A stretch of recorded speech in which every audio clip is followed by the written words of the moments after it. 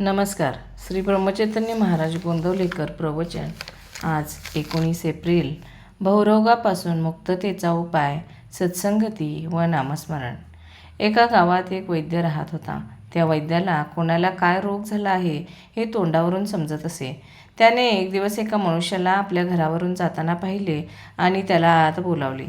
वैद्याने त्या माणसाला सांगितले की तुला एक भारी रोग झाला आहे, पण मी सांगतो ते औषध घे आणि मी सांगेन त्याप्रमाणे पथ्य पाळ, म्हणजे तुझा रोग बरा होईल.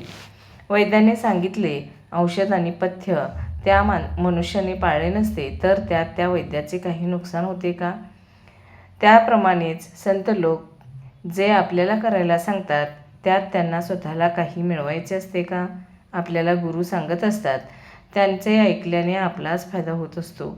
ते आपल्याला बहुरोग झाला आहे असे सांगतात आणि त्याकरिता सत्संग करा आणि नामात राहा म्हणून सांगत असतात. ते जे सांगतात ते स्वतः अनुभव घेऊनच सांगत असतात. औषध सोपे असले म्हणून त्यात गुण नाही असे म्हणून कसे चालेल? तुकारामांनी आपल्या उपासनेची शपथ घेऊन सांगितले आहे की नामस्मरणासारखे सोपे साधन नाही. तुमचा हल्लीच्या साधूंवर विश्वास नसला तरी समर्थ आणि तुकाराम यांनी सांगितले त्यावर तरी विश्वास ठेवायला काय हरकत आहे? त्यांनी तुमच्या कल्याणाकरिताच ते साधन सांगितले आहे. ते तुम्ही न कराल तर त्यांचे काही नुकसान नाही, तुमचेच नुकसान आहे. तरी त्याचा विचार करा. आपल्याला रोग झाला आहे अशी आपली अगोदर खात्री झाली पाहिजे, म्हणजे निम्मे काम झाले. आपल्याला रोग झाला आहे असे पक्के कळल्यावर आपण औषध घेण्याचे टाळणार नाही. संसारात सुख नाही असे आपल्याला दिसत असताना ज्या रोगाने सुख मिळेल त्याच्या खटपटीला लागले पाहिजे.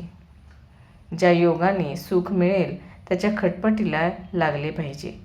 त्याकरिता होईल तितके नामात राहण्याचा प्रयत्न करा, म्हणजे तुम्हाला खरे समाधान मिळेल. एका मनुष्याने 30 वर्षे मनापासून नोकरी केली. तो म्हणाला, भगवंताची पूजा आणि भक्ती कशी करावी हे मी नोकरीपासून शिकलो. त्याला विचारले, ते कसे? तेव्हा त्याने उत्तर दिले, नोकरीमध्ये वरिष्ठांच्या मर्जीप्रमाणे वागावे लागते. तो जिथे बदली करेल तिथे आपल्याला जावे लागते. मग घरात अडचण असली तरी तिथे आपले काही चालत नाही, म्हणजे आपले पण बाजूला ठेवावे लागते.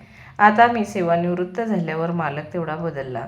आता मी वरिष्ठांच्या ठिकाणी भगवंताला ठेवले आहे. भगवंत हा श्रेष्ठ वरिष्ठ आहे, कारण तो माणसासारखा स्वार्थी नाही. तो अत्यंत निस्वार्थी असल्यामुळे माझ्या हिताचेच नेहमी घडवून आणतो.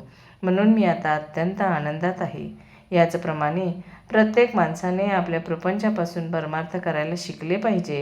हेच आपल्या जीविताचे सार आहे. अनन्यतेशिवाय भगवंताची प्राप्ती नाही. त्यातच भक्ती जन्म पावते. धन्यवाद.